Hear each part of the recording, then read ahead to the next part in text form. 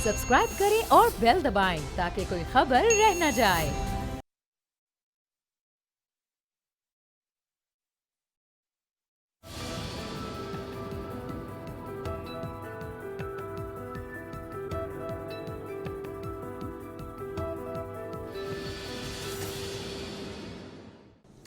अस्सलाम वालेकुम व्यूअर्स, मैं हूं आपके साथ अमीर अब्बास और आप देख रहे हैं तब्दीली। अफसोसनाक खबर, बड़े अरसे के बाद पाकिस्तान एक दफ़ा फिर ज़लज़ले ने पाकिस्तान को झंझोड़ कर रख दिया। पंजाब के कुछ इलाके, खैबर पख्तूनख्वा के कुछ इलाके, आज़ाद कश्मीर के कुछ इलाके मुतासर हुए हैं, लेकिन सबसे ज़्यादा नुकसान जो है वो आज़ाद कश्मीर के इलाके मीरपुर और उसके मुज़ाफ़ाती इलाकों में हुआ है।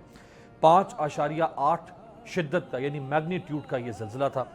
मुख्तलिफ अभी तक तो मुसलसल इंफॉर्मेशन गैदरिंग हो रही है, चूँकि ये एक ऐसा इलाका है जहाँ पे कम्युनिकेशन नेटवर्क मुकम्मल तौर पे ख़त्म हो चुका है। रोड नेटवर्क जो है वो मुतासर हुआ है, और चूँकि अभी एक्सेस ऑफ इंफॉर्मेशन उस तरह से नहीं है, लेकिन मुख्तलिफ जो नशियाती इदारे हैं वो 5 से लेकर 17 तक की अमवात को रिपोर्ट कर रहे हैं। 150 के करीब अफराद ज़ख्मी हैं, और 5 किलोमीटर गहराई में इस ज़लज़ले की शिद्दत थी, और कहा जाता है कि जितनी कम गहराई हो उसका नुकसान ज़मीन के ऊपर उतना ही ज़्यादा होता है। इससे पहले भी पाकिस्तान में कई दफ़ा बड़े बड़े और खौफनाक ज़लज़ले आए। 2005 8 अक्टूबर का ज़लज़ला हमारे सामने है, जिसमें हज़ारों अफराद जहाँ बहक हुए थे। 1.25 लाख से ज़ायद अफराद जो है वो बेघर हुए थे, हज़ारों मकानात तबाह हो गए थे, और आज तक 2005 से लेकर आज तक 14 साल हो गए, लेकिन अभी भी बहुत सारे ऐसे इलाके हैं, वहाँ पे बहुत सारे ऐसे ख़ानदान हैं जिनकी जिस तरह रिहेबिलिटेशन होना चाहिए थी वो नहीं हो सकी है। कुछ बड़े बड़े अगर आपके सामने रखें हम, जो ज़लज़ले पाकिस्तान में आए। 31 जनवरी 2018 को 6.1 मैग्नीट्यूड का एक ज़लज़ला आया, जिसने बलूचिस्तान, सिंध, पंजाब, इस्लामाबाद के और खैबर पख्तूनख्वा के इलाकों को झंझोड़ कर रख दिया था। फिर 8 फरवरी 2017 को 6.3 मैग्नीट्यूड, ये उससे भी ज़्यादा था, इसने बलूचिस्तान, जिसमें गवादर, मकरान, पसनी के इलाके थे, यहाँ पे नुकसान पहुँचाया। अप्रैल 2016 में 7.1 मैग्नीट्यूड यानी 7.1 शिद्दत का ज़लज़ला था, जिसने खैबर पख्तूनख्वा और पंजाब के इलाकों को झंझोड़ दिया। 27 लोग उसमें जाँ बहक हुए थे, और 20 से ज़्यादा मकानात जो है वो मुकम्मल तौर पर तबाह हो गए थे। 26 अक्टूबर 2015 को ज़लज़ला आया 7.7 मैग्नीट्यूड का, और इसने पाकिस्तान ही को नहीं बल्कि पाकिस्तान से बाहर अफगानिस्तान और नई दिल्ली तक को इसने हिलाकर और झंझोड़ कर रख दिया था। अप्रैल 2013 में 7.9 मैग्नीट्यूड का एक ज़लज़ला आया, जिसने क्वेटा को हिट किया था, और 34 से ज़ायद लोग उस ज़लज़ले में जाँ बहक हुए थे। 10,000 मकानात को नुकसान पहुंचा था, और इसने सिर्फ पाकिस्तान नहीं बल्कि पाकिस्तान के साथ ईरान के बॉर्डर को भी मुतासर किया था।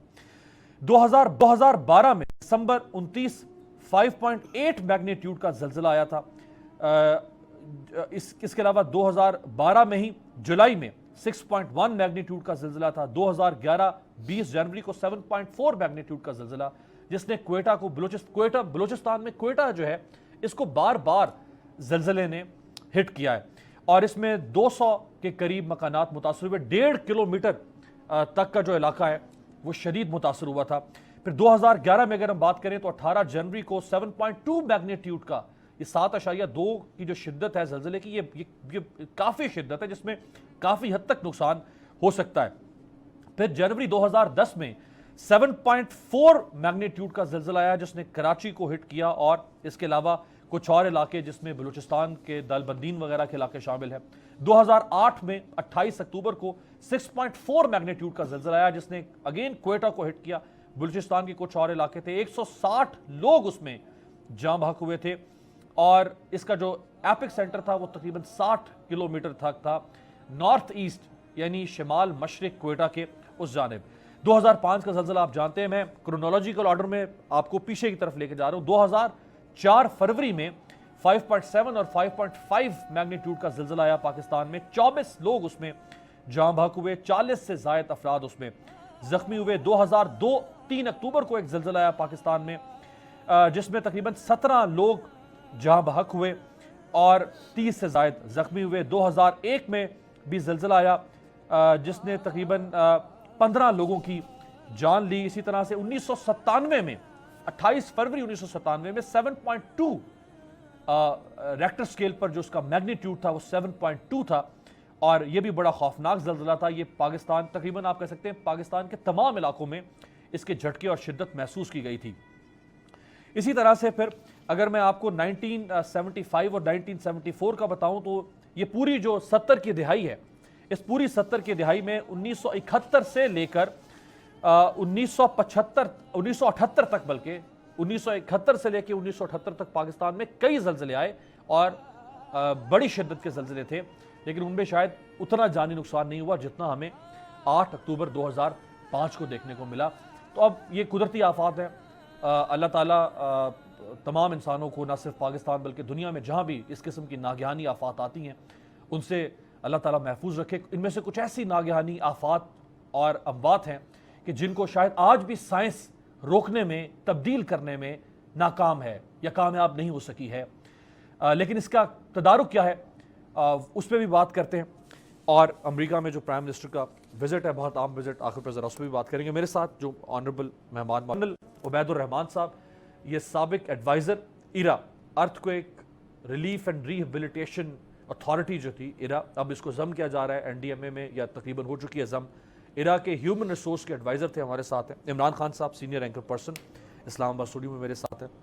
जनरल रिटायर्ड गुलाम मुस्तफ़ा साहब, सियासी और दिफाई तज्ज़ियानिगार। ज़फ़र हिलाली साहब, ऑनरेबल पॉलिटिकल एनालिस्ट भी और साबिक सफ़ीर भी पाकिस्तान के, हमें कराची से ज्वाइन करें, आपका भी बहुत शुक्रिया। कर्नल साहब, आपसे आगाज़ करता हूँ, इरा को एनडीएमए में जम किया जा रहा है, क्या वजह महसूस हो रही है? क्या एनडीएमए के पास ज़्यादा कैपेसिटी है? एनडीएमए की जो इफेक्टिवनेस है या एफिशिएंसी ज़्यादा है, वो ज़्यादा बेहतर तरीके से इसको देख सकती है, या इरा को अलहदा रखना चाहिए था, एनडीएमए को अलहदा होना चाहिए था?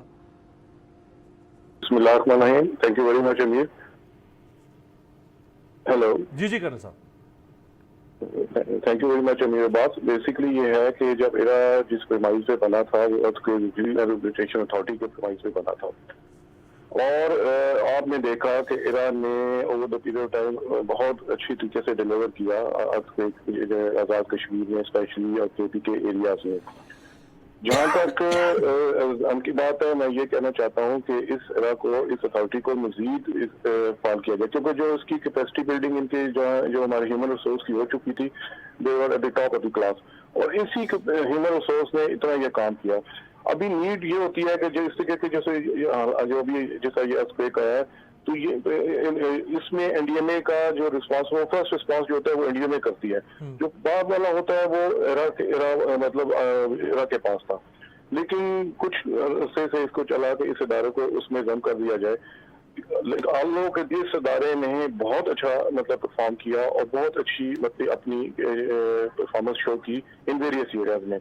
अब हमें चाहिए था कि इस इदारे को मजीद फाल बनाते, इसके न्यूक्लियर स्टाफ डेवलप करते। न्यूक्लियर स्टाफ मीन के एक रेगुलर स्टाफ डेवलप होता जो over the period such sort of जो कैटास्ट्रोफ आती हैं उसमें ये काम कर सकता। नेशनल डिजास्टर मैनेजमेंट का एक डिफरेंट रोल था, अब इसको उसमें जम कर दिया जाएगा, और इसका जो कैपेसिटी बिल्डिंग, जो जिन लोगों की कैपेसिटी बिल्डिंग है उसको शॉर्ट लिस्ट करके निकाल दिया जाएगा, फिर फ्यू पीपल रह जाएंगे। अच्छा। तो ऐसे मौके के ऊपर हमें चाहिए कि ऐसे इदारे को मजीद स्ट्रॉन्ग और वाइबल बनाया जाए और वो डिलीवर कर सके। अच्छा कर्नल साहब, 2005 का ज़लज़ला एक ऐसा खौफनाक ज़लज़ला था कि जिसके बाद लग रहा था कि शायद अब ये जो इस किस्म के हादसात हैं, कुदरती आफात व हादसात हैं, उन के बचाव तो नहीं, कम से कम उसके बाद फौरी तौर पे जो इकदाम है उसके लिए एक बहुत ज़बरदस्त state of the art world class एक इदारा बनाया जाएगा। जैसे पहले इरा था और फिर उसके बाद एनडीएमए, फिर पीडीएमए, हर सूबाई सतह पर भी महकमे बनाए गए। तो इस वक्त इनकी कैपेसिटी बिल्डिंग क्या है? इस वक्त इनके पास जो टेक्नोलॉजी है वो कितनी स्टेट ऑफ द आर्ट है? इस वक्त ये इस किस्म के हादसात को ये क्या डिटेक्ट कर सकते हैं वक्त से पहले? कोई प्रोएक्टिव इनकी अप्रोच है? अगर नहीं है तो उसके बाद इनके पास इस तरह के हादसात के डैमेजेस को कंट्रोल करने के लिए कोई इंतजाम हैं? कर्नल साहब जी देखिए, as far as Ira is concern, देखिए हमारे यहाँ जो हम first of all I should go for the training, जो हम ट्रेनिंग कैटर करते थे वो दो किस्म ट्रेनिंग होती है, एक ऑर्गेनाइजेशनल नीड होती है, एक इंडिविजुअल नीड होती है।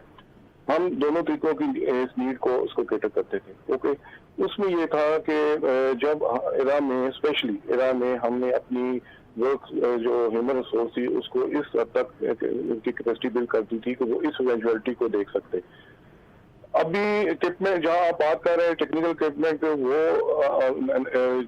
جو نیشنل ڈیزاسٹر مینجمنٹ ہے یا ان کے پاس وہ اس طرح کا اکوپمنٹ کوئی نہیں تھا اس چیز کو کرے, اور نہ ہی کوئی اسسمنٹ ایسی ہے کہ یہ پہلے سے لے سکیں کہ اس طرح کا کوئی چیز آ رہی ہے. اب یہ نیڈ ہے کہ اب جیسا اب یہ ادارہ اس سائڈ پہ جا رہا ہے تو نیشنل ڈیزاسٹر کو چاہیے کہ وہ اپنا کوئی ایک ایسا میکنزم ڈرا کریں کہ ان ایسے جیسا اب یہ آیا ہے ایک دم آیا اس چیز کو ان کو پہلے سے فورسی کر دینا چاہیے کہ یہ چیز آ رہی ہے. صحیح ہے. ان کو کوئی ریزرو مینٹین کرنے چاہیے, کوئی چیزیں رکھنی چاہیے کسی جگہ پہ اوپر کیا ایز فار ایز کر سکتے. اس وقت نہ دوڑ اس وقت صحیح ہے, اس وقت دوڑ بھاگ شروع نہ ہو جائے, پہلے سے یہ کرنا ہے. بہت شکریہ کنل صاحب, تھینک یو سو مچ. کنل صاحب ہمارے ساتھ ہے.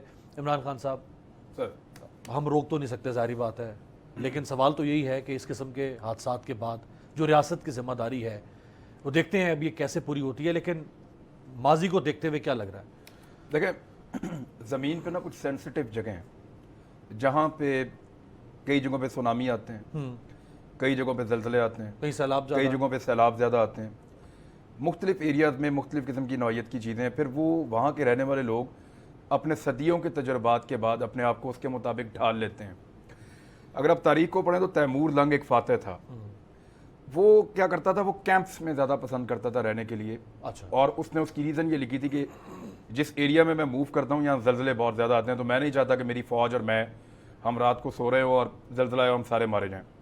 یہ نارملی رات کے وقت بہت آتے تھے پہلے, اور اس کی وجہ سے وہ خبردار ہوا اور اس نے یہ نئی اسٹریٹجی بنائی تھی.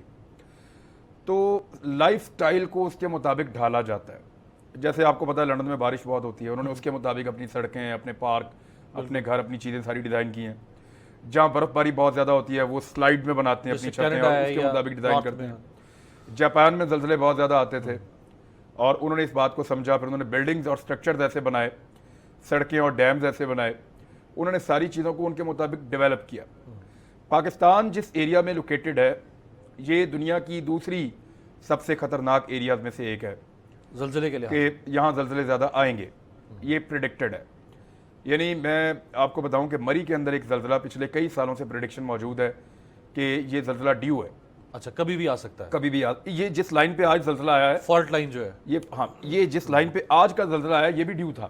اچھا, یہ پہلے سے پتہ تھا کہ یہاں زلزلہ آ سکتا ہے, پریڈکشن موجود تھی. اسی طرح مری میں زلزلہ نہیں آ رہا الحمدللہ, اللہ تعالیٰ اس کو ٹال رہا ہے, لیکن جو سائنٹیفکلی اسٹڈی ہے اس کے مطابق وہاں پہ زلزلہ ڈیو ہے اور ایک زلزلہ وہاں پہ خوفناک آ سکتا ہے. اب پورے مری کو آپ دیکھ لیں کہ ایک سڑک اس کی بند ہو جائے تو آپ امداد بھی نہیں کر سکتے, جتنی بڑی آبادیاں اوپر موجود ہیں آپ ان کو ریسکیو بھی نہیں کر سکتے, اور فوج اپنے ہیلی کاپٹرز کے اندر تو 1% لوگوں کو بھی ریسکیو نہیں کر سکے گی. خدا نہ خواستہ اگر ایسی صورتحال کا سامنا کرنا پڑتا ہے تو کیا ہم تیار ہیں, وہاں کے لوگ تیار ہیں, وہاں ان کے پاس اپنا ریسکیو کا ایسا سسٹم موجود ہے تو کچھ بھی نہیں ہے. ایکچولی ہم ابھی اپنا بنیادی انفراسٹرکچر نہیں بنا سکے تو ہم اس کو زلزلے کے مطابق کیسے ڈیولپ ڈالیں. یہ بڑی اہم بات جنرل صاحب, یہ بڑی اہم بات کی ہے عمران صاحب نے کہ ایسے علاقے جہاں پہ زلزلے زیادہ آتے ہیں وہاں پہ جو بلڈنگ بائی لاز ہیں وہ کس قسم کے ہونے چاہیے. جہاں سیلاب زیادہ آتے ہیں وہاں پہ کیا, جیسے ہم دیکھتے ہیں کیلیفورنیا میں, امریکہ میں, وہاں پہ وائلڈ فائر جو جنگلوں میں آگ لگتی ہے تو اس کے لیے انہوں نے انتظامات کیے ہوئے. تو ابھی ہم دیکھتے ہیں بالا کوٹ ہے, ایک نیا بالا کوٹ بننا تھا, خیر وہ بھی نہیں بن سکا 14 سال میں. ابھی اگر ہم دیکھیں دوبارہ جا کے مظفر آباد میں, بالا کوٹ میں اور ان علاقوں میں جہاں زلزلہ آیا تھا تو وہاں پہلے سے بھی زیادہ خوفناک قسم کی گروتھ ہو چکی ہوئی ہے. اللہ نہ کرے کہ دوبارہ کبھی اس قسم کا سانحہ ہو. اب ریسکیو کرنے کی حالات بھی نہیں ہے, یعنی اس قسم کی کنسٹرکشن ہے تو یہ تو کم از کم اسٹیٹ کر سکتی ہے نا.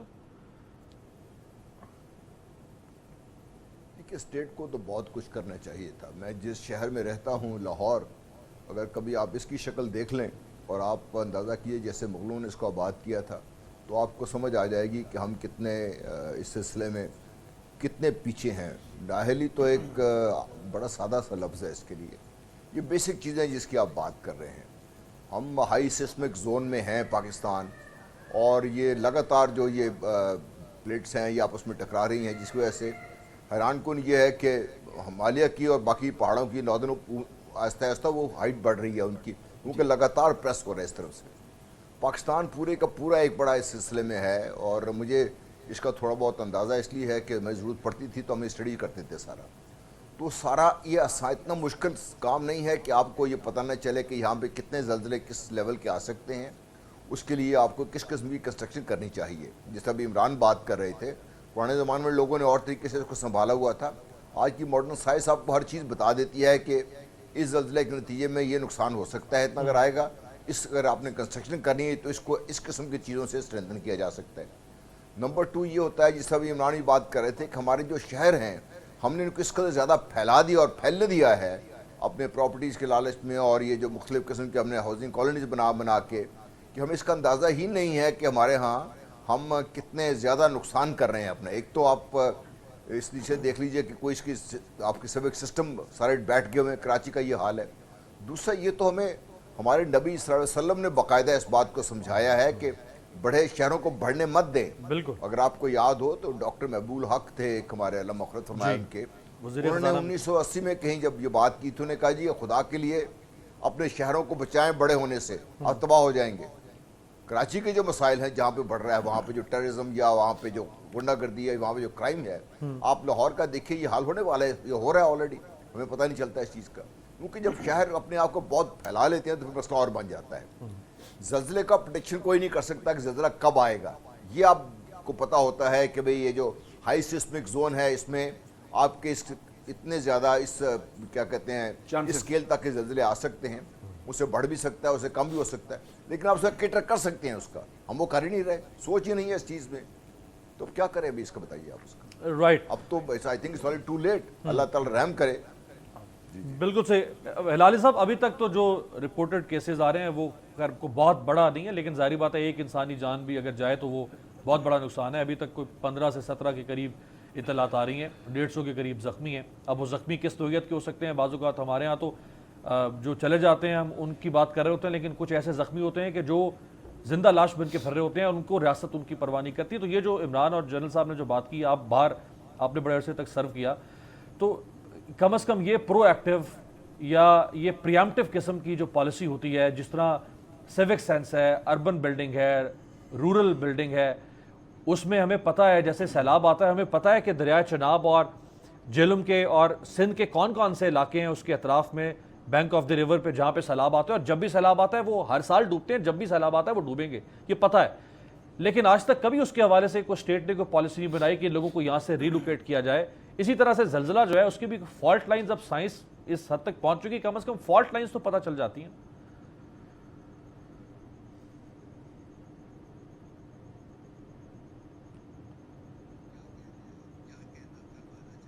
سے کہ ہمارے ادارے کام نہیں کرتے ہیں, ہمارا فوج کے علاوہ, اور وہ بھی آپریشنلی صرف ڈیفنس سوسائٹیز میں نہیں, اس کے علاوہ یہ پورا پاکستان ایک ڈیزاسٹر زون ہے جدھر تک اداروں کا کنسرن ہے. تو یہ دعا گو سوسائٹی ہے, ہم دعاؤں پہ جاتے ہیں, کہتے ہیں خدا ایسا نہ کریں, خدا نہ کریں, بس یہ ہے ہمارا سوسائٹی. اس پہ ذکر بھی ہم سب جانتے ہیں, اور ذکر بھی کرنا تو وہی معاملہ دوڑانا ہے. تو میں سمجھتا ہوں یہی کافی ہے میرا کامنٹ, کہ جس کیپبلٹی جو ہیں ہمارے اداروں کے فوج کے علاوہ, دیٹ از مانے اس کے بارے میں جو بھی آپ کہیں کم ہے. اور ایریا پورا جو ہے بیسکلی ایک ارتھکویک ڈیزاسٹر زون ہے. کراچی ہے فالٹ لائن پہ ہے, اور جب کراچی پہ ارتھکویک آئے گا it will be the largest in human history. بلکہ میں سمجھتا ہوں یہ جو میچ باکس دفتر بنا رہے ہیں فیز 7 فیز 8 اس جگہوں پہ, یہ تو ویسے ہی اگر زیادہ لوگ مانے 200-400 لوگ دھکا دیں تو شاید یہ وہی گر جائے. تو بس دعا کریں, دعا ہر چیز میں ادھر دعا کریں. نہیں ہلالی صاحب, دعا سے تو اب 72 سال نکال دیے کسی طرح سے, اب دعا اب بھی تو کرنی ہے نا. اللہ تعالیٰ بھی انہی قوموں کے ساتھ کھڑا ہوتا ہے کہ جو خود کوئی اپنے لیے حل تلاش کرتے ہیں, ہاتھ پاؤں مارتے ہیں, جو منتظر فردہ رہتے ہیں. وہ جو اقبال نے کہا تھا جواب شکوہ میں, تو پھر اللہ تعالیٰ بھی کب تک اب ہمیں زلزلوں سے اور آفات سے اور سیلابوں سے بچاتا رہے گا.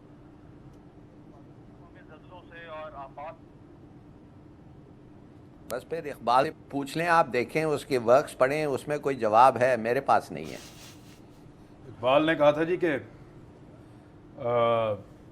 بڑا اقبال کا مشہور شعر ہے کہ نہ ہو جس کو خیال خود اپنی حالت بدلنے کا, پہلا خدا مسئلہ نے ہے آج کہ تک خدا اس نے قوم آج کی تک اس حالت قوم نہیں کی حالت نہیں بدلی، نہ ہو جس کو خیال خود اپنی حالت بدلنے کا. دیکھیں ہمارے یہاں پہ جو ایک چیلنج ہے نا، جس کو ہم چیلنج سمجھ نہیں رہے. ابھی ایک بات سوچیے آپ، زلزلہ آ جائے، اگر آپ کل اس کے بارے میں پروگرام کر رہے ہوتے تو لوگ آپ کو کیا کہتے؟ کیا حماقت ہو رہی ہے، یہ کیا حماقت ہے، احمق آدمی یہ کیا کر رہا ہے بھائی، اور یہ کس ڈسکشن کو لے کر آ گیا یہ کیوں زلزلہ لانا چاہتا ہے؟ یہ لوگوں کی زندگی کا معاملہ ایکچولی پریورٹی نہیں ہے. دیکھیں موسمی تبدیلیاں آ رہی ہیں، ماحولیاتی تبدیلیاں آ رہی ہیں، جنگلات کی کٹائی ہو رہی ہے، آپ کے سیلاب بڑھ رہے ہیں، آپ کی آلودگی بڑھ رہی ہے، آپ کے اسموک کے ایفیکٹ آ رہے ہیں، آپ آج بھی اپنی فصلیں جلا کے اپنے کھیت فارغ کر رہے ہیں.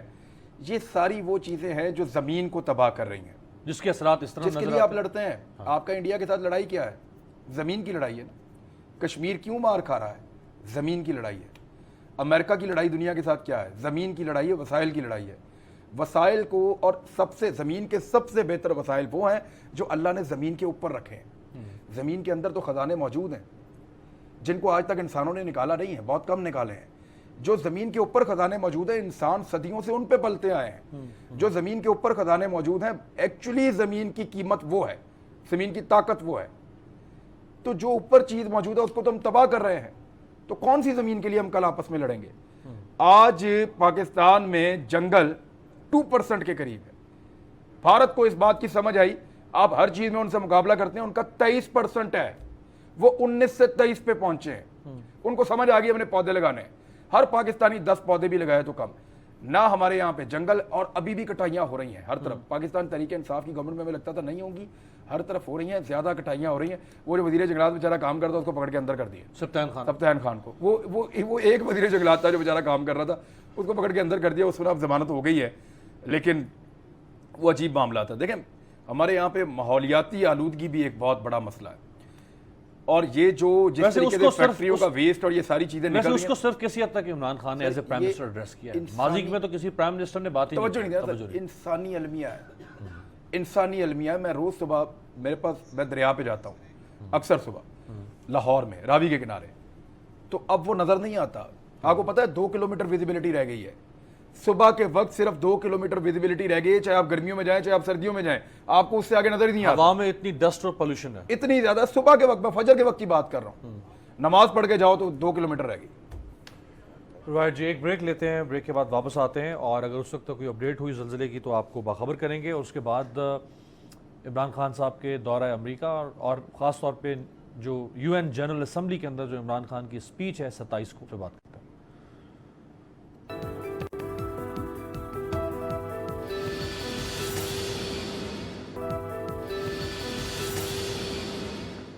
بریک کے بعد خوش آمدید. کل پرائم منسٹر اور امریکی صدر کی جو مشترکہ پریس کانفرنس تھی، بڑی دلچسپ 15 سے 16 منٹ کی پریس کانفرنس تھی، اور بڑے ہلکے پھلکے انداز میں. لیکن 2 سوال ان سے کیے گئے ایسے ڈونلڈ ٹرمپ سے جس کا انہوں نے جواب نہیں دیا.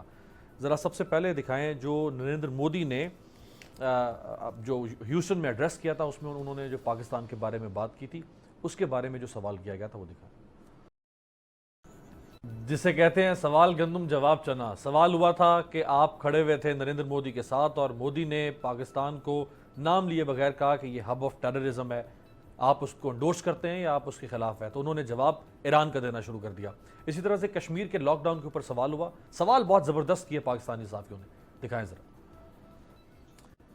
جی جہل صاحب، پرائم منسٹر نے حالانکہ مودی کی سٹیٹمنٹ کے اوپر اور کشمیر کے لاک ڈاؤن کے سوال کے اوپر ڈونلڈ ٹرمپ نے پوری طرح سے کوشش کی کہ اس کو ڈائیورٹ کریں، لیکن پرائم منسٹر نے موقع کا فائدہ اٹھایا اور بھرپور طریقے سے ٹرمپ کے سامنے کشمیر کا مقدمہ رکھا. لیکن جیسچر سے یہی نظر آیا ہے کہ اگر بھارت مانے گا تو ہم ثالثی کریں گے، اور بھارت نے ہیوسٹن میں جو جیسچر دیا مودی نے، اس سے تو وہ لگ رہا ہے کہ وہ نہیں مانے گا کہ امریکہ کوئی میڈیشن کا کوئی کردار ادا کرے. اس کا مطلب ہے یہ تو پھر سٹیٹس کو سٹینڈ سل رہے گا. دیکھیے ہماری جو ایکسپیکٹیشنز ہیں نا، اور جو ہم سوچ رہے ہیں، میں سمجھتا ہوں کہ بحیثیت قوم ہمیں اس سے باہر نکلنا پڑے گا. 2-3 حقائق ہیں جو بڑے تلخ ہیں لیکن ہمیں ماننے پڑیں گے. نمبر 1، مودی صاحب 5 اگست کر نہیں سکتے تھے اگر اس کو امریکہ کی سپورٹ حاصل نہیں ہوتی. نمبر 2، کل اگر کسی کو کوئی شک رہ گیا تھا تو مودی نے ہیوسٹن میں جب جلسہ کیا تو آج ज़िंदगी ये तारीख़ में पहला मौका है कि अमेरिकन प्रेसिडेंट किसी मुल्क के किसी जलसा जो उसके मुल्क में हो रहा है, जहाँ उसका प्राइम मिनिस्टर वहाँ जाके बैठा हुआ हो। ये वाज़ेह इस बात की सबूत है कि अमेरिका टोटली इंडोर्स कर रहा है जो किया है, भारत ने किया है इसमें। अब इसके बाद अगर आप आगे चलें तो आपको दूसरी चीज़ जो हक़ाइक़ है वो मैं बताना चाहता हूँ। वो ये है कि चाहे वो अमेरिका हो, बरतानिया हो, फ्रांस हो, ये ऑन बोर्ड हैं एक मंसूबे के तहत। वो बोर्ड ही मंसूबा ये है कि पहले स्टेज में तो पाकिस्तान को किसी तरीके से मना मनु के ले आए टेबल पे, बातचीत शुरू हो जाए। और ये बातचीत 1962 में भी शुरू करवाई थी अमेरिका ने, उसका नतीजा नहीं निकला क्योंकि अमेरिका उसका नतीजा निकालना चाहता नहीं था। अभी जो प्राइम मिनिस्टर ने बात की बिल्कुल सही की कि ये जो अगर अमेरिका चाहे और आज अपना वो पूरा वज़न डाले तो उसके साथ सऊदी अरेबिया भी मिल जाएगा, यूएई भी मिल जाएंगे, बरतानिया, फ्रांस सब मिल जाएंगे। सब मिलकर भारत को मजबूर करें, भारत को ये बात माननी पड़ेगी। लेकिन वो करेंगे नहीं मजबूर, इसलिए नहीं करेंगे कि वो चाहते ये हैं कि पाकिस्तान इसी तरीके से मुज़ाकरात की बात करता रहे, ये बात चलती रहे और भारत को मौका दिया जाए कि वो जो मकबूजा कश्मीर है उसको वो हज़म कर ले, तो नेक्स्ट स्टेज पे जो बाकी के हिस्से हैं उस तरफ आए वो लोग। तो मंसूबा बड़ा है और उस मंसूबे के तहत हमें बातचीत सोच के करनी चाहिए। अब जहाँ तक बात रही कि ट्रंप साहब को आमतौर पर कहा जाता है जो अहमक आदमी है, बेवकूफ़ आदमी है, उसे समझ नहीं है।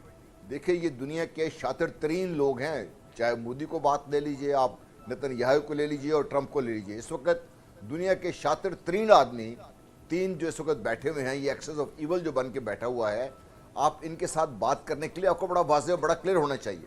मोदी ने कभी इसका मोदी ने जो कहा वो बिल्कुल ठीक कहा, उसने जो कहना चाहिए था, उसको भारत का प्राइम मिनिस्टर है। ट्रंप साहब ने जो बात की वो भी ठीक की उन्होंने। ट्रंप साहब को ये पता है क्या बात कर रहे हैं। जब वहाँ पे ट्रंप साहब ने जब खिताब किया ह्यूस्टन में, उन्होंने कहा जी कि हम ये जो मुस्लिम फंडामेंटलिज्म है, ये मुस्लिम टेररिज्म है, उसको हम एड्रेस करेंगे। सारी दुनिया को पता है कि दुनिया में सबसे ज़्यादा टेररिज्म का जो मटेरियल फ़रोख्त हो रहा है, मोर देन 50% जो मटेरियल है टेररिज्म के लिए इस्तेमाल हो रहा है वो भारत से जा रहा है। दुनिया में इस वक्त अगर सबसे ज़्यादा टेररिज्म हो रहा है तो ईस्टर्न भारत में हो रहा है। ये देखिए उनको पता नहीं है कि उन आसाम में एक दिन बैठे बैठे 19 से 20 लाख लोगों को, वो तो डॉक्यूमेंटेड है, उससे ज़्यादा तकरीबन 40 लाख लोगों को उनकी शहरियत से महरूम कर दिया। और ये वो लोग थे बंगाली जिनको लेके आया था भारत, खुद पाकिस्तान के खिलाफ इस्तेमाल किया था। अब वो किसी मुल्क के शहरी नहीं रहे, वो अचानक एक दिन के बाद। दुनिया को इस ट्रेजेडी का पता नहीं है वहाँ पे क्या हो रहा है, दुनिया को कश्मीर में पता नहीं है क्या हो रहा है। ये अमेरिका जो सबसे बड़ा, मैं इसलिए कह रहा हूँ कि अमेरिका ने जो ओरिजिनल अमेरिकन बसने वाले थे, रेड इंडियंस, उनको ख़त्म नहीं कर दिया उन्होंने। बिल्कुल। हमें किस दुनिया में हम रह रहे हैं, हमें ये बात माननी पड़ेगी कि दुनिया अपने मफादात के तहत चलती है। यहाँ पे ना तो कोई असूल हैं, ना कोई अखलाकियात हैं, ना ही कोई प्रिंसिपल्स हैं, ना किसी तरफ उठ के आके खड़ा होगा। अगर पाकिस्तान खुद अपने पाँव पर खड़ा होकर दुनिया को ये बताएगा नहीं कि ठीक है, कई दफ़ा आपको लड़ना इसलिए नहीं पड़ता कि आपको फतह की उम्मीद होती है, कई दफ़ा इसलिए भी लड़ पड़ते हैं कि आपके पास ऑप्शन कोई नहीं रहती और आपने मरना तो है ही, एक तरह से मर जाए, दूसरी तरह से मर जाए। सही। War is not an option. लेकिन अगर वॉर को अगर आप टेबल से आप हटा देंगे और दुनिया को यकीन है कि पाकिस्तान ने भी अब तक जो बात सामने आ रही है कि भाई पाकिस्तान शायद इससे वॉर से अपने आप को पीछे हटाने की कोशिश कर रहा है, दुनिया की कभी कोई बात सुनेगी नहीं। हमें ये मानना पड़ेगा कि पाकिस्तान इस वक्त यको तनहा है और पाकिस्तान को यको तनहा रह के अपने मफादात के लिए जंग करनी पड़ेगी। अब जंग किस तरीके से होती है, ज़रूरी नहीं कि आप सिर्फ गोली से लड़ें और हमारी फौजें जाके लड़े। जंग करने के और बहुत से तरीके हैं। अगर पाकिस्तान इसको समझ जाए और पाकिस्तान इसको आगे लेके चले तो शायद मामलात बेहतरी की तरफ जाएं। वरना इन जो 80 लाख कश्मीरियों का अशर आप देख रहे हैं क्या हो रहा है। हिलाली साहब, जो डेमोग्राफी चेंज करने का मंसूबा था मोदी का, वो अब बेनकाब हो रहा है। आपसे कुछ देर पहले की खबर दूं कि मकबूजा कश्मीर के अंदर मोदी सैकड़ों की तादाद में मंदिर खोल रहा है और 50,000 मूर्तियां वहां पहुंचाई जा रही हैं जो मंदिरों में भी रखी जाएंगी और जो भी इनके मकामात होते हैं जहां पे ये अपनी मूर्तियां रखते हैं वहां रखी जाएंगी। तो ये डेमोग्राफी चेंज करना जो पाकिस्तान बार बार कह रहा था कि ये इसकी कोशिश ये है कि ये सारा 370 और 35A खत्म करने का, उसके ऊपर तो उसने अपना प्लान जो है उसको इनिशिएट कर दिया।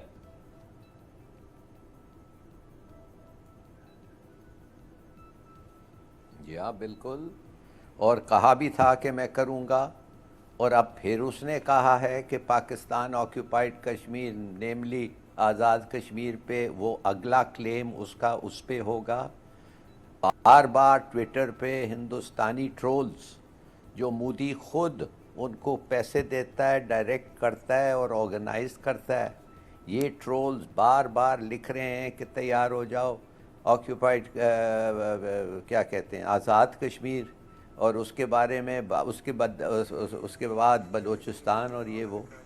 تو ہم لوگ جو ہیں, اور امریکہ دیکھیے مہربانی سے تھوڑا سا اس وزٹ کو ایگزامن کریں.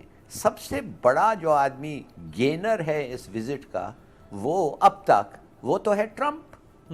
اس کو ووٹ بھی مل گئے انڈین کمیونٹی کا 5 لاکھ, اس کو پاکستانی کمیونٹی چھوٹی ہے پھر بھی کچھ تو ووٹس مل گئے ہیں اس کو, اور ساتھ ساتھ ان دونوں کمیونٹیز اور دلت اور سکھوں سے اس کو اپنے کیمپین چیسٹ کے لیے پیسے بھی مل گئے ہیں. تو وہ تو بڑا خوش ہے. مجھے کہا گیا کہ 5-7 ہزار لوگ آئے تھے اس اسٹیڈیم میں, اس نے آ کے تقریر میں کہہ دیا 59,000 تھے اس اسٹیڈیم میں. بالکل بالکل. تو دیکھیے بات اصل یہ ہے کہ مودی, ہندوستان اور Netanyahu these are one ایک ہیں, ان کا ایک ہے. پورے ٹریڈ ضرور ٹرمپ کا ہوگا اور ہتھیار اور یہ وہ دوسروں کے ہو گئے, مگر سب کا ایک ایم ہے کہ پاکستان کے جوہری ہتھیاروں کو ختم کرو اور 200 سال تک کوئی مسلمان ملک آنکھ بھی اٹھا کے تمہیں دیکھ نہیں سکتا ہے. اور یہ پلان ہے, this is the plan that is being implemented. اب اس ملک میں افسوس سے یہ کہنا پڑتا ہے کہ جیسے آپ نیوکلیئر ویپنز کے بارے میں بات کرتے ہیں, جیسے آپ کہتے ہیں کہ بھائی تیار ہو جاؤ, ڈپلوائے کرو, لاک آن کرو, کمانڈرز جو ہیں ہمارے فیلڈ میں ان کو اجازت دو, جدھر وہ دیکھ رہے ہیں گیدرنگ ہو رہی ہے 400-500 ٹینکس کی, مارو ان کو. یہ باتیں جب کوئی کرتا ہے تو فوراً وہ کہتے ہیں ہائے ہائے ہائے یہ تو الارمسٹ ہے, یہ ہے وہ ہے. یہ جو لبرل کراؤڈ ہے زیادہ تر امریکہ میں بیٹھ کے تھنک ٹینکس میں کام کرتے ہیں, ان کو تو وہ خرید دیا ہے انہوں نے. معاف کریے میں نہیں کہنا چاہتا کہ they are disreputable people, بڑے اچھے لوگ ہیں, بڑے سمجھدار لوگ ہیں ایک لحاظ سے, مگر ان کا جو پورا لائف اور ووکیشن اور فیوچر ہے وہ ادھر ہے. صحیح ہے. تو کیا آپ کہیں گے, آپ ایک ادارے میں بیٹھ کے کہیں گے کہ یہ ادارہ پاکستان کو ختم کرنا چاہتا ہے؟ تو کہنے کی بارے میں میڈیشن, یہ کیا میڈیشن ہے بھائی ٹرمپ کا, کیا میڈیشن تم پاس کر رہے ہو؟ میڈیشن تمہارے میں ہے صلاحیت کہ انڈیا کو کہیں کہ نکلو کشمیر میں؟ کیا تم سمجھتے ہو کہ تمہارے کہنے سے انڈیا نکل جائے گا؟ اور اگر انڈیا نہیں نکلے گا تو تمہارا گریٹ اسٹریٹجک پارٹنر چین کے خلاف وہ کون ہوگا؟ پاکستان کے نیوکلیئر ویپنز کو نیوٹرلائز کرنے کے لیے کون ہوگا؟ افغانستان میں جا کے ایک نہ ایک دن وہ بھجوائیں گے, میری انڈین ٹروپس جائیں گے اور ادھر لڑنے کے لیے. ہیلی کاپٹر سے آئسس کو فیری کیا ہے, ان مارکڈ ہیلی کاپٹر سے آئسس فورسز کو سیریا سے کیا ہے, خود کہتے ہیں, اور ان کو عام کر رہے ہیں. اور ٹی ٹی پی جو ہے وہ کیا ہے بھائی؟ فنڈنگ دووال کر رہا ہے, پلاننگ دووال کے ساتھ بیٹھ کے کرتے ہیں, ٹارگٹ سلیکٹ کرتے ہیں دووال کے ساتھ. ہم لوگ جو ہیں ہم اندھے ہو گئے ہیں, ہمیں اتنا فکر ہے زندگی کا کہ ہم سمجھ نہیں سکتے ہیں کہ ایک نہ ایک دن نہیں, جلد سے جلد. اس لیے کہ جب آپ کے پاس ایک ایڈوانٹیج ہوتا ہے, اسٹریٹجک ایڈوانٹیج ہوتا ہے, سچویشن ایسا ہوتا ہے جس میں اگر آپ ابھی ایکٹ کریں تو شاید کم کرنا پڑے گا نسبتاً. آرماگیڈم اگر آ گیا اس کا مطلب جب ٹوٹل جنرل وار شروع ہوتا ہے. اور ہمارے عمران صاحب کہہ رہے ہیں میں تو پیسیفسٹ ہوں. بھائی آپ پیسیفسٹ ہیں, یہ جو اس کا پیسیفسٹ کا مطلب وہ ہوتا ہے جو کسی طریقے میں ہرگز کبھی نئی جنگ لڑے گا. گاندھی کے طرح وہ کہتا ہے ستیاگارا, وہ کہتا ہے the truth will prevail, مجھے مار دو میں پھر بھی جیتوں گا. یہ ہے پیسیفزم کا اصل روح. یہ صاحب, اور اچھی بات ہے, شکر ہے کہ یہ ویسے نہیں ہے. یہ بیٹھ کے اور ان کے لیے فوج ہر روز ہمارے نیوکلیئر ویپنز ڈیولپ رہے ہیں, امپروو ہو رہے ہیں, Right. ان کی ڈسٹنس کی یہ ٹھیک ہو رہا ہے, ایکوریسی ٹھیک ہو رہا ہے. تو ادھر بیٹھ کے یہ سب کر رہے ہیں, بڑا دنیا روز زبردست. رپورٹ کر رہا ہے, یہ ٹیسٹ ہو گیا وہ, اور کہتے ہیں میں پیسیفسٹ ہوں. بڑا زبردست انالیسز آپ نے کیا ہے, بڑا زبردست انالیسز اور بڑا ریشنل انالیسز کیا ہے, جذباتیت سے ہٹ کے حقیقت آپ نے سامنے رکھی ہے. ٹرمپ کی ایک خوبی ہے کہ یہ جس کے ساتھ بیٹھتا ہے یہ اسی کی تعریف شروع کر دے گا. یعنی پہلے یہ نارتھ کوریا کے خلاف تھے, جب یہ نارتھ کوریا کے کم سے ملے تو انہوں نے کہا کہ نارتھ کوریا کا یہ کم میرا دوست ہے. یہ کل جب ہیوسٹن میں سٹیج کے اوپر بات تھے تو کہہ رہے تھے کہ مودی گریٹ لیڈر ہے, اور پھر کل اس کے بعد جب یہ عمران خان صاحب کے ساتھ بیٹھے تو یہ عمران خان صاحب کی تعریفیں کیسے کر رہے تھے, دکھائیں سر. You know what I do? I trust this gentleman right here. He's a great leader. I think he wants to make great progress. He understands it. The Prime Minister understands it. The Prime Minister has been very helpful and he wants to do something. He wants to see something happen, so that's fine. And I will tell you this, you have a great leader. Yes. And he's a good man, he's a nice man, happens to be a great athlete. جی عمران صاحب, وہ تو جس کے ساتھ بیٹھتا ہے اسی کو گریٹ لیڈر کہنا شروع کر دیتا ہے. دیکھیں یہ ٹرمپ کی سیاست ہے اور اس کو پتہ ہے وہ ایک طاقتور آدمی ہے. جب وہ کسی کی تعریف کرتا ہے تو وہ بندہ ویسے ہی اس کے دباؤ میں آ جاتا ہے. اس کو دباؤ میں لینے کا ایک آسان ٹیکٹس آ گیا کہ میں اس بندے کو اچھا کہوں گا, یہ میرے اخلاقی دباؤ میں اتنا زیادہ آ جائے گا, یہاں بیٹھ کے بول ہی نہیں بغیر جھڑپ دیے کچھ کیے بغیر ہی میں بندے کو دبا سکتا ہوں, تو مجھے کیا ضرورت ہے ڈرا دبا. اس کے پاس ایک ٹیکٹس آ گیا, وہ اس کو یوز کرتا ہے اور وہ اس میں اس بات کا بھی خیال نہیں کرتا کہ یہ ساری چیزیں ریکارڈ ہو رہی ہیں, اور اس بات کو اس کو پہلے دن سے اب تک خیال نہیں ہے. الیکٹرانک میڈیا کو اور سوشل میڈیا کو وہ بندہ اہمیت دیتا ہی نہیں ہے, کیونکہ اس کا اپنا سیل بڑا تگڑا ہے, وہ وہیں سے آپریٹ کرتا ہے اور اپنے حلقے کو مضبوط رکھتا ہے. ہمیں یہ دیکھنا کہ پاکستان کہاں پہ کھڑا اور پاکستان کے لیے اب امپورٹنٹ کیا ہے. دیکھیں دنیا کو صرف اس بات کی فکر ہے کہ یہ دونوں لڑنا پڑے, اس سے زیادہ نہیں. دنیا کو اس بات کی کوئی فکر نہیں ہے کہ کشمیریوں کے ساتھ کیا ہو رہا ہے, ان کو اس بات کی کوئی فکر نہیں ہے کہ پاکستان کے ساتھ کیا ہو رہا ہے, انڈیا پاکستان کا پانی روک رہا ہے, انڈیا کے ساتھ کیا کوئی فکر نہیں. ان کو صرف 2-3 چیزوں کی فکر. ایک یہ کہ ان کی جو ٹریڈ ہو رہی ہے اس خطے میں وہ افیکٹ نہیں ہونی چاہیے, ان کے پاس جو پیسہ آ رہا ہے وہ کہیں ادھر ادھر نہ چلا جائے, اور انڈیا ایک بڑی مارکیٹ ہے, اس کے ساتھ وہ تعلقات رکھنا چاہیں گے. دوسری ان کو فکر اس بات کی ہے کہ یہ دونوں ملک لڑائی لڑتے لڑتے اس نہج پہ نہ پہنچ جائیں جہاں پہ یہ فائنل آپشن استعمال کریں, یعنی اٹامک وار. اٹامک وار میں ہم دونوں تو لڑکے ویسے ہی مر جائیں گے, دنیا ترس ترس کے تڑپ تڑپ کے بعد میں مرے گی, تو وہ لوزر دنیا بھی کہلائے گی. وہ ادھر جانے نہیں دینا چاہتے. ہمارے پرائم منسٹر نے دنیا کو یقین دلا دیا کہ میں تو لڑائی کے حق میں ہی نہیں, لیکن ساتھ ساتھ وہ لڑائی کی بات بھی کرتے ہیں. وہ لڑائی کی دھمکی آہستہ آہستہ کہیں نہ کہیں دبا کے وہ آپشن مائنس نہیں کیا انہوں نے, مائنس نہیں کیا. لیکن جب وہ بار بار یہ کہتے ہیں میں تو لڑنا ہی نہیں چاہتا, تو اس سے ایک امپریشن یہ آتا ہے کہ شاید پاکستان لڑائی کی طرف جائے گا ہی نہیں. لوگ ریلیکس ہو جاتے ہیں. آپ نے دنیا کو ٹینشن دینی ہے. انسانی حقوق کی بنیاد پہ کوئی نہیں آئے گا کشمیریوں کو بچانے کے لیے, وہ اپنے حق کے لیے آئیں گے کہ ہمارا ایک جینے کا حق ہے. پاکستانی اور انڈین فوجی یہ دونوں مل کے ہمارا جینے کا حق نہ چھینے, اس لیے وہ اپنی مصیبت کو اس لڑائی کو چھڑوانے کے لیے آئیں گے. میرے خیال میں پاکستان کو فوجیں تو موو کرنی چاہیے تھی بارڈر پہ. آپ لڑائی نہ کرتے, لڑائی شروع کرنا ایک بات کی بات ہے, لیکن جب آپ موومنٹ کرتے ہیں نا تو اس موومنٹ سے بڑا کلیئر ایک میسج جاتا ہے. مسلز آپ شو کرتے ہیں, آپ یہ کہتے ہیں کہ جی وی آر ریڈی, ہم نے موومنٹ شروع کر دی ہے, ہمارے طیارے ہوا میں اڑ رہے ہیں, ہماری دیکھیں اس پہ خرچہ ہوتا ہے, لیکن اس فوج موبیلائز ہوگی تو خرچہ قیمت کو ہم اٹھائیں گے, اس قیمت کو ہم اٹھائیں گے. ہمارے بہن بھائی ہمارے بچے وہاں پہ ہیں, وہ بیچارے رات کو اندھیرا ہوتا ہے, بجلی نہیں آ رہی, چھوٹے بچے ڈر رہے ہیں. صرف اتنا سوچئے, کسی کے بارے میں نہ سوچئے, چھوٹے بچے ڈر رہے ہیں, بہت سارے چھوٹے بچے ہیں, رات کو جب بجلی نہیں ہوتی وہ ڈر رہے ہیں. 51 دن ہو گئے, 51 دن ہو گئے ہیں, ان کو رات کو ڈر لگتا ہے. وہ اپنی ماں سے پوچھتے ہیں کہ امی کیسے ہو, تو اس کی ماں کے پاس پاکستانی فوج کے علاوہ کوئی اور جواب نہیں ہے. میں یہ نہیں کہہ رہا کہ سری نگر پہ حملہ کر دیں, میں یہ کہہ رہا ہوں کہ دنیا کو یہ بتائیں کہ ہم جنگ میں جا رہے ہیں. اور مجھے ایسا لگتا ہے کہ ہمارا یہ پرائم منسٹر اور یہ فوجی قیادت صرف ایک دن کا انتظار کر رہے ہیں, اور وہ دن ہے 27 سپتمبر. 27 سپتمبر کو پرائم منسٹر آف پاکستان بولیں گے, حجت تمام ہو جائے گی, دنیا کو بتا ہم دیا دنیا کا ری ایکشن دیکھیں گے. اس کے بعد جو اگلا سٹیپ ہمارا ہوگا, ہم بارڈر کی طرف موو کریں گے, لائن آف کنٹرول کی طرف, اور دنیا کو لگے گا کہ یہ جنگ میں جا رہے ہیں. تب دنیا اپنی آئی کو آئے گی اور آگے کو ٹھیک. رائٹ. جنرل صاحب آپ سے شارٹ کامنٹ, یہ جو بات عمران کر رہے ہیں کہ اب یہ جو گڈی گڈی جیسچر تھا پاکستان کا اور یہ جو مصالحتی جیسچر تھا، یعنی ہم لڑنا نہیں چاہتے، دیکھ لو یہ ٹھیک نہیں کر رہا، ہم لڑنا نہیں چاہتے، اگر لڑائی ہوگی تو نقصان ہوگا، اب یہ تو نیریٹو ہم نے دنیا کو کیا، اور یہ اب 27 سپتمبر کو اس کا ایپیکس ہم دیکھیں گے جب پرائم منسٹر ساری دنیا کے سربراہان کے سامنے یہ بات کریں گے. لیکن اس کے بعد کچھ ہوگا، کوئی اگریشن پاکستان کی طرف سے، کوئی موبلائزیشن ہوگی؟ ایسکلیشن کے علاوہ آپشن نہیں ہے. دیکھیں مجھے بتائیے اس خلاف پاکستان اور کر کیا سکتا ہے. ہم نے اپنے آپ کو، اگر آپ دیکھ لیں جو ہے کہ پہاڑی کے ڈیفائل میں یا درے میں آپ پھنس جاتے ہیں اور دائیں اونچی جو پہاڑیاں ہوتی ہیں اس پہ دشمن قبضہ کر لیتا ہے اور سامنے اگر جاتے ہیں تو آپ کو موت نظر آتی ہے، اگر آپ بھاگیں تب بھی موت آپ کو ہوگی.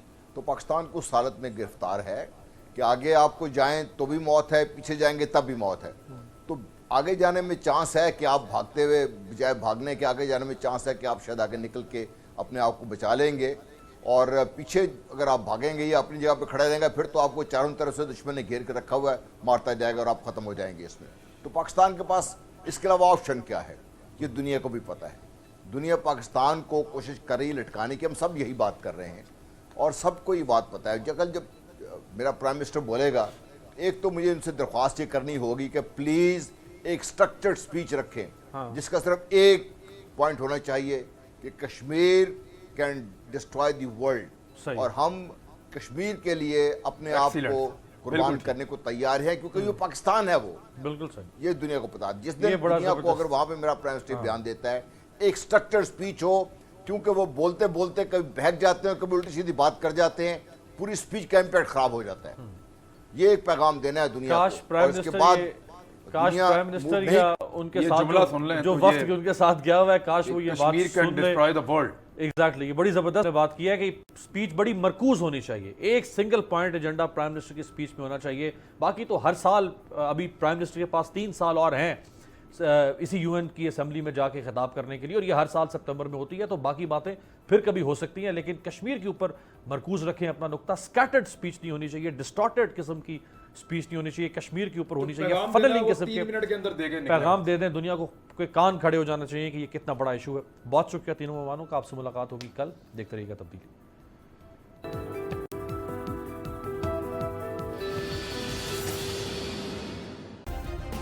سبسکرائب کریں اور بیل دبائیں تاکہ کوئی خبر رہ نہ جائے.